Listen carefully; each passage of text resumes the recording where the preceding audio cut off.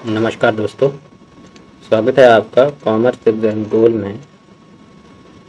इस चैनल पर हम डेली एमसीक्यू बेस्ड क्वेश्चन को डिस्कस करते हैं और हमारा पर्पज़ है कि जो भी आपके कॉमर्स से रिलेटिव एग्ज़ाम है, कॉम्पिटिटिव एग्ज़ाम है, जैसे अकाउंटेंट हो गया, ऑडिटर्स हो गया, यूजीसी नेट कॉमर्स और मैनेजमेंट हो गया, स्टैटिस्टिकल असिस्टेंट हो गया, तो इनके लिए हम एमसीक्यू डिस्कस कर रहे हैं। तो आजकल हमारी जो सीरीज चल रही है वो है ऑडिटिंग। ऑडिटर के लिए वो हमारे लेक्चर होंगे या एमसीक्यू होंगे।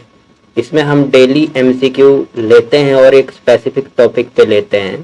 तो आज तक हमने जितने भी टॉपिक वाइज एमसीक्यू डिस्कस किए हैं, अगर आपने उनको नहीं देखा है तो प्लीज़ आप हमारे इस चैनल को सब्सक्राइब कर लें, कॉमर्स एग्जाम गोल को, ताकि आपको पुरानी वीडियो और आने वाली वीडियो के नोटिफिकेशन मिलती रहे और आपकी प्रिपरेशन अच्छी से चलती रहे। आज का जो हमारा टॉपिक होगा वो होगा इंटरिम ऑडिट के ऊपर, जिसके हम 10 एमसीक्यू क्वेश्चन को डिस्कस करेंगे। आगे बढ़ने से पहले मैं आपको बता दूं कि मेरा नाम भजन धीमान है।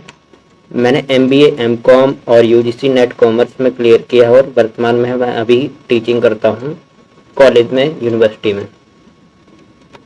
चलिए तो आगे बढ़ते हैं। MCQ on topic of interim audit. तो इसका जो आपका पहला क्वेश्चन है उसको डिस्कस कर लेते हैं। What is an interim audit?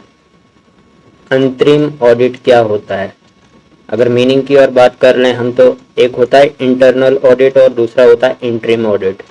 Internal audit जो आपके मैनेजमेंट कंडक्ट करवाती है ताकि आपको वहाँ पे फाइनेंशियल एफिशिएंसी, आपकी ऑर्गेनाइजेशनल एफिशिएंसी की जानकारी मिल सके, ताकि उसमें किसी तरह की कोई गड़बड़ ना हो सके, और एफिशिएंसी और एक्यूरेसी को चेक करने के लिए मैनेजमेंट कंडक्ट करवाती है। पर जो ये इंटरिम ऑडिट होता है ये आपका एक स्पेसिफिक टाइम के बाद होता है। जैसे मान लीजिए क्वार्टरली करवा लिया, 6 ईयरली करवा लिया, ताकि आपका जो फाइनल ऑडिट होता है उससे पहले आपका इसकी प्रेपरेशन हो जाए और ताकि आप उसके लिए डाटा को अच्छी तरह से अवेलेबल करवा लें, आप अपनी फाइनेंशियल स्टेटमेंट को प्रिपेयर कर सकें।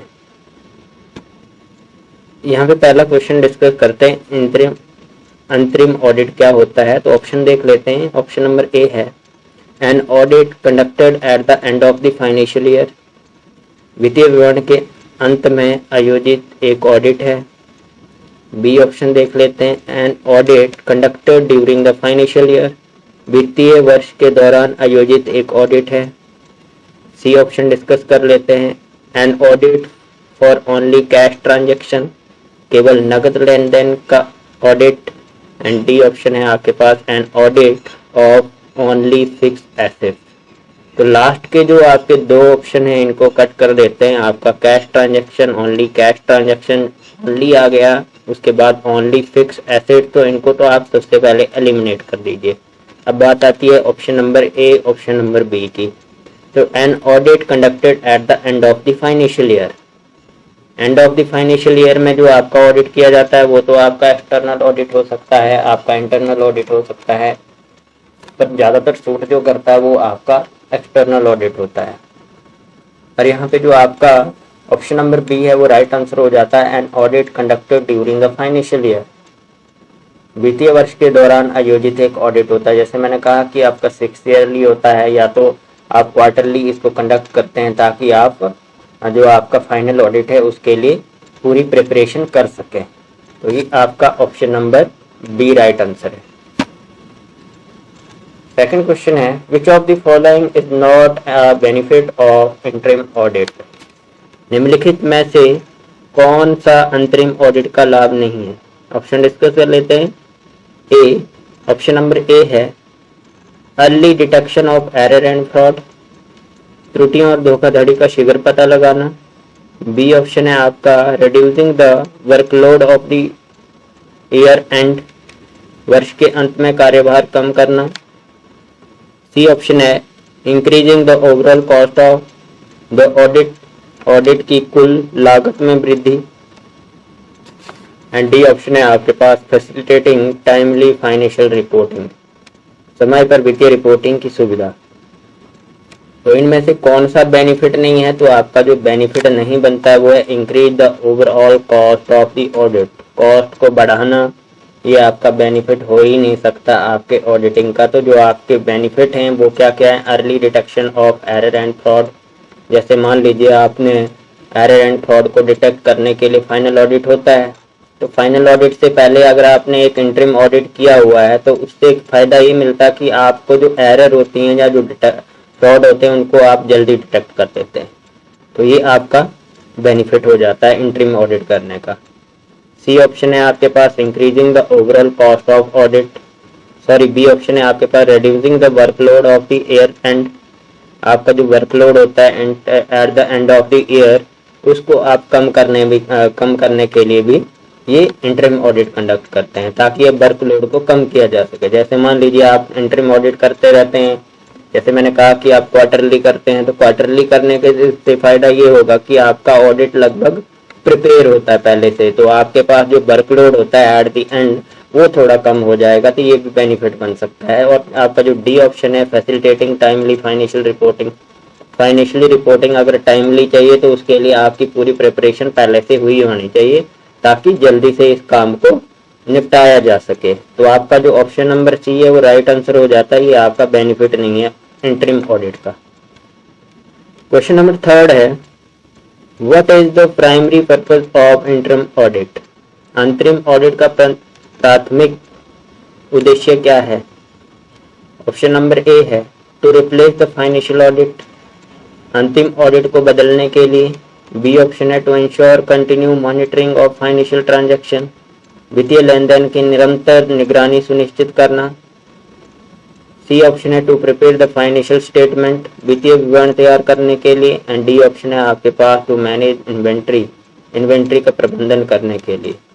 तो यहाँ पे जो आपका इंटरिम ऑडिट का पर्पज होता है, प्राइमरी पर्पज, उसको डिस्कस करने के लिए आपके पास ऑप्शन थे। पहला जो ऑप्शन है रिप्लेस करना, फाइनल ऑडिट होता ही है, आप इंटरिम ऑडिट करके उसको रिप्लेस नहीं कर सकते हैं, तो ये ऑप्शन आप एलिमिनेट कर दीजिए। लास्ट ऑप्शन जो डी है उसको भी आप एलिमिनेट कर दीजिए, टू मैनेज इन्वेंट्री, इन्वेंट्री को मैनेज करने के लिए आप इसको इंटरिम ऑडिट को करते हैं, तो ये भी आप क्या कर दीजिए, एलिमिनेट कर दीजिए। सी ऑप्शन डिस्कस कर लेते हैं to prepare financial statement, financial statement को प्रिपेयर करना, वो प्रिपेयर करना आपका इंटरिम ऑडिट का काम नहीं होता है, तो इसको भी आप एलिमिनेट कर दीजिए। बी ऑप्शन आपका राइट आंसर हो जाता है to ensure continue monitoring of financial transaction, तो ये ऑप्शन आपका बी ऑप्शन राइट आंसर है। फोर्थ क्वेश्चन है during an interim audit which of the following procedure is commonly performed. अंतरिम ऑडिट के दौरान निम्नलिखित में से कौन सी प्रक्रिया आमतौर पर निष्पादित की जाती है। ऑप्शन है आपके पास option number A full audit of financial statement, वित्तीय विवरणों की पूर्ण लेखा परीक्षा। बी ऑप्शन है आपके पास एग्जामिनेशन ऑफ इंटरनल कंट्रोल, अंतरिम नियंत्रण की जांच। सी ऑप्शन है आपके पास valuation of company asset, company की संपत्ति का मूल्यांकन। एंड डी ऑप्शन है टैक्स रिटर्न तैयार करना या प्रिपरेशन ऑफ टैक्स रिटर्न। तो सारे ऑप्शन आपके पास दिए हुए हैं। आप जैसे मान लीजिए इंटरिम ऑडिट कर रहे हैं तो उस दौरान आपको कौन सा प्रोसीजर कॉमनली परफॉर्म करना होता है। एग्जामिनेशन ऑफ इंटरनल कंट्रोल को आपने परफॉर्म करते हैं, आंतरिक नियंत्रण की जांच करना। ठीक है, तो ऑप्शन सारे आपके जो हैं full audit of financial statement, ये आप एलिमिनेट कर दीजिए कि आपने अगर इंटरिम ऑडिट आप कर रहे हैं तो उस टाइम आपने कॉमनली परफॉर्म क्या करना है। तो ऑडिट, ये तो फुल ऑडिट तो आप करते ही हैं, जब भी इंटरिम ऑडिट करेंगे तो ये तो आप इससे हटा ही दीजिए, क्योंकि ड्यूरिंग की बात की है तो उस दौरान आप और कौन सी ऐसी कॉमन एक्टिविटी को परफॉर्म कर रहे हैं। C option valuation of company assets, इसको भी एलिमिनेट कर दीजिए। वैल्यूएशन ऑफ कंपनी एसेट्स ये काम नहीं है ऑडिट का या इंटरिम ऑडिट का। And D option preparation of tax return, tax return की प्रिपरेशन करना भी इनका काम है, वो अकाउंटेंट का काम होता है। तो आपके जो बी ऑप्शन है वो राइट आंसर हो जाता है कि आपका एग्जामिनेशन ऑफ इंटरनल कंट्रोल को करना, ये आपका ड्यूरिंग इंटरिम ऑडिट होता है। फिफ्थ क्वेश्चन है interim audit are typically conducted by. अंतरिम ऑडिट आमतौर पर इनके द्वारा आयोजित किया जाता है। ए ऑप्शन आपके पास internal auditor only, B option है external auditor only, and C option है आपके पास both internal and external auditor, आंतरिक एवं बाह्य दोनों लेखा परीक्षक द्वारा। एंड डी ऑप्शन है गवर्नमेंट ऑडिटर। तो ये ऑप्शन आपके पास दिए हुए हैं फिफ्थ क्वेश्चन के कि आपके जो इंटरिम ऑडिट होता है वो टिपिकली किसके द्वारा कंडक्ट किया जाता है। इंटरनल ऑडिटर करता है, ये भी आपका ऑप्शन गलत है। एक्सटर्नल ऑडिटर करता है, ये भी आपका ऑप्शन गलत है। एंड डी ऑप्शन आपके पास गवर्नमेंट ऑडिटर करता है, ये भी ऑप्शन आपके पास गलत है। तो आपका सही आंसर जो होता है तब बोथ होते हैं वो internal auditor and external auditor. अब इसमें इन दोनों का रोल कैसे होता है, जैसे इंटरिम ऑडिट होता है तो वो फाइनल ऑडिट से पहले किया जाता है। फाइनल ऑडिट होने से पहले अगर इसको किया जा रहा है, टिपिकली परफॉर्म किया जा रहा है, तो इसमें जो आपका इंटरनल ऑडिटर होता है उसका भी काम रहता है, उसकी भी इंपॉर्टेंस होती है और एक्सटर्नल ऑडिटर की भी इंपॉर्टेंस होती है। दोनों मिलकर करते हैं। जैसे मान लीजिए कोई डाटा चाहिए होता है, कोई फाइनेंशियल स्टेटमेंट में कोई गड़बड़ दिख रही है उसको चेक करना, इंटरनल कंट्रोल का चेक करना, ये सारा काम जो होता है वो आपके दोनों ऑडिटर मिलके करते हैं। तो ऑप्शन नंबर सी आपका राइट आंसर हो जाता है। आगे बढ़ने से पहले मैं आपको एक बार फिर से बता दूं, कॉमर्स एग्जाम गोल्ड जो आपका ये चैनल है, यहाँ पे हम कॉमर्स के रिलेटेड जितने भी एग्जाम है, कॉम्पिटिटिव एग्जाम है, उनके लिए प्रिपरेशन करते हैं। उसके लिए हम एमसीक्यू प्रोवाइड करते हैं टॉपिक वाइज। तो यहाँ पर जो जितने भी तरह के एग्जाम होते हैं कॉमर्स से रिलेटेड, अकाउंटेंट है, ऑडिटर हो गया, यूजीसी कॉमर्स एंड मैनेजमेंट हो गया, स्टैटिस्टिकल असिस्टेंट हो गया, तो इनके लिए हम यहाँ पे प्रिपरेशन करते हैं और टॉपिक वाइज एमसीक्यू को डिस्कस करते हैं जो आपका अकॉर्डिंग टू टॉपिक रहता है। और हमारा मेन मकसद होता है कि जो आपके कंसेप्ट होते हैं उनको क्लियर किया जाए, ताकि आपको, क्योंकि हमने यहाँ पे जो ऑप्शन रखे होते हैं लगभग वो इजी ऑप्शन रखे होते हैं, और एक ऑप्शन जो होता है वो राइट आंसर जो बनता है उसको आपको, ताकि आप इजीली उसको आइडेंटिफाई कर सकें, आपको कंसेप्ट क्लियर हो सकें। तो प्लीज अगर आपने इस चैनल को सब्सक्राइब नहीं किया तो एक बार सब्सक्राइब जरूर कर दें, ताकि और बेल आइकन जरूर दबाएं ताकि आपको आने वाली वीडियो का नोटिफिकेशन मिलता रहे। कॉमर्स एग्जाम गोल्ड को सब्सक्राइब करना ना भूलें। चलिए आगे बढ़ते हैं 6 क्वेश्चन की ओर। 6 क्वेश्चन है, how often are interim audit generally conducted. अंतरिम ऑडिट आमतौर पर कितनी बार आयोजित किया जाता है। यहाँ पर आपके ऑप्शन दिए हुए हैं। ऑप्शन ए है एनुअली, वार्षिक रूप से।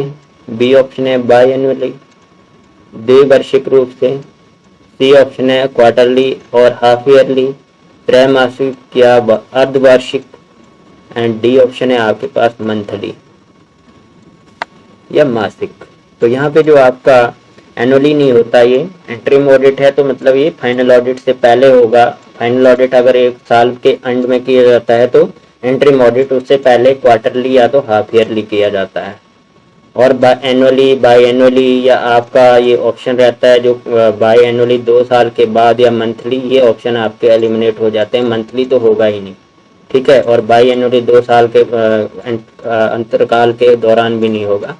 एनुअली आपका जो है वो फाइनल ऑडिट होता है, तो इसलिए आपका जो इंटरिम ऑडिट होता है वो आपका क्वार्टरली या हाफ ईयरली आप इसको कंडक्ट करते हैं। तो आपका option number C right answer हो जाता है। 7th क्वेश्चन है, which of the following is a potential drawback of interim audit. निम्नलिखित में से कौन सा अंतरिम ऑडिट का संभावित दोष होता है। ऑप्शन डिस्कस कर लेते हैं। ऑप्शन नंबर ए है increase likelihood of fraud detection, धोखाधड़ी का पता चलने की संभावना बढ़ जाती है। बी ऑप्शन है आपके पास destruction to regular business operation, नियमित व्यावसायिक संचालन में व्यवधान। सी ऑप्शन है enhance accuracy of financial record, वित्तीय रिकॉर्ड की बढ़ी हुई सटीकता। एंड डी ऑप्शन है आपके पास टाइमली आइडेंटिफिकेशन ऑफ इश्यूज, मुद्दों की समय पर पहचान करना। तो यहाँ बाकी सारे लगभग ऑप्शन एक को छोड़ करके बाकी सारी इसकी मेरिट्स लग रही हैं। एक ही ड्रॉबैक है इसमें। ड्रॉबैक क्या है कि अगर मान लीजिए आप इंटरिम ऑडिट कंडक्ट करते हैं, अगर आपने देखा होगा कंपनी में इंटरिम ऑडिट होता है तो उसमें क्या होता है कि बीच बीच में अगर ऑडिट होता रहेगा तो आपकी जो बिजनेस ऑपरेशन है वो रेगुलरली डिस्ट्रक्शन होती रहेगी उसकी। तो आपका ऑप्शन नंबर बी है वो राइट आंसर हो जाता है कि आपका ड्रॉबैक क्या होता है इंटरिम ऑडिट का, कि जैसे आप मान लीजिए क्वार्टरली करते हैं या हाफ ईयरली करते हैं, तो उसमें जो आपका एक साल के बीच में अगर मान लीजिए 2 बार या 4 बार 3 बार आपका ये ऑडिटिंग का काम हो रहा है, तो उसमें क्या होता है, इंटरप्शन हो जाती है आपके रेगुलर बिजनेस ऑपरेशन के लिए, उसमें व्यवधान आ जाता है, जिसको यहाँ पे लिखा हुआ है हिंदी में। तो आपकी बाकी सारी जो है ये आपकी मेरिट्स हैं, सिर्फ एक ही डिमेरिट है, ऑप्शन नंबर बी। तो ऑप्शन नंबर बी आपका राइट आंसर हो जाता है, ये ड्रॉबैक है आपके इंटरिम ऑडिट की। 8th क्वेश्चन है, interim audit primarily focus on, अंतरिम ऑडिट मुख्य रूप से निम्नलिखित पर केंद्रित होता है। ए ऑप्शन देखते हैं, ए ऑप्शन है auditing all financial statement in detail, सभी वित्तीय विवरणों का विस्तार से ऑडिट करना। बी ऑप्शन है आपके पास conduct a comprehensive review of all transaction, सभी लेन देन की व्यापक समीक्षा करना। सी ऑप्शन है आपके पास evaluating specific aspect of financial performance and control, वित्तीय प्रदर्शन और नियंत्रण के विशिष्ट पहलुओं का मूल्यांकन करना। एंड डी ऑप्शन है प्रिपेयरिंग द एनुअल रिपोर्ट, वार्षिक रिपोर्ट तैयार करना। तो आपके जो यहाँ पे मेनली फोकस होता है, जैसे यहाँ पे लिखा है auditing all financial statement in detail, detail में यहाँ पे फोकस नहीं होता है आपके इंटरिम ऑडिट का, वो फैसिलिटेशन होता है कि आपका फाइनल ऑडिट होगा तो उससे पहले आप क्या करोगे, इवैल्यूएशन कर लेते हैं अपने जितने भी रिलेटेड फाइनेंशियल रिलेटेड एस्पेक्ट्स होते हैं या परफॉर्मेंस होती है, उसके कंट्रोल होते हैं, उनको चेकआउट करने के लिए। तो आपका जो ये डिटेल वाली बात है, ये तो आप यहाँ पे एलिमिनेट कर लीजिए। फिर दूसरी बात है आपके पास conducting comprehensive review of all transaction, comprehensive review देना उसके ऊपर जितनी भी ट्रांजैक्शन है, ये भी आपका इंटरिम ऑडिट का काम नहीं होता है। एंड लास्ट आपके पास जो है डी ऑप्शन है preparing the annual report, annual report prepare नहीं करते हैं आप, जो इंटरिम ऑडिट करवाते हैं उसका मेन मकसद एनुअल रिपोर्ट देना नहीं होता है। तो जो आपका सी ऑप्शन है इवैल्यूएटिंग, जैसे मैंने पहले कहा, evaluating specific aspect of financial performance और एंड कंट्रोल, ही आपका राइट आंसर हो जाता है, ऑप्शन नंबर सी। 9th क्वेश्चन है which of the following is a common outcome of an interim audit, निम्नलिखित में से कौन सा अंतरिम ऑडिट का सामान्य परिणाम है, क्या रिजल्ट मिलता है इसका, उसको चेक करेंगे। ऑप्शन नंबर ए है finalisation of annual financial statement, वार्षिक वित्तीय विवरणों को अंतिम रूप देना। बी ऑप्शन है आपके पास audit opinion on financial statement, वित्तीय विवरणों पर लेखा परीक्षा राय।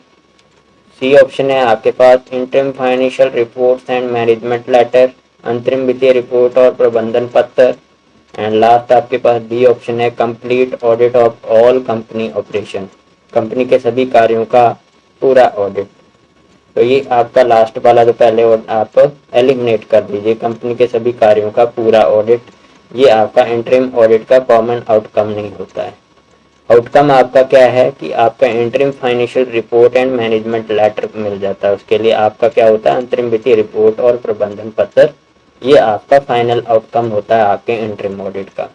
और लेखा परीक्षा की राय देना या आपके अंतरिम ऑडिट के जो वार्षिक विवरण होते हैं उसके ऊपर राय देना, ये इसका काम नहीं होता, या फाइनलाइज करना कि अब आपका प्रिपेयर हो गया। तो आपका option number C option right हो जाता है। 10th क्वेश्चन है the scope of an interim audit is usually, अंतरिम ऑडिट का दायरा आमतौर पर होता है, ए ऑप्शन देखते हैं broader than the year end audit, साल के अंत के ऑडिट से अधिक व्यापक है। बी ऑप्शन है the same as the year end audit, साल के अंत के ऑडिट के समान है। सी ऑप्शन है आपके पास narrower than the year end audit, साल के अंत के ऑडिट की तुलना में संकीर्ण है, मतलब कम है।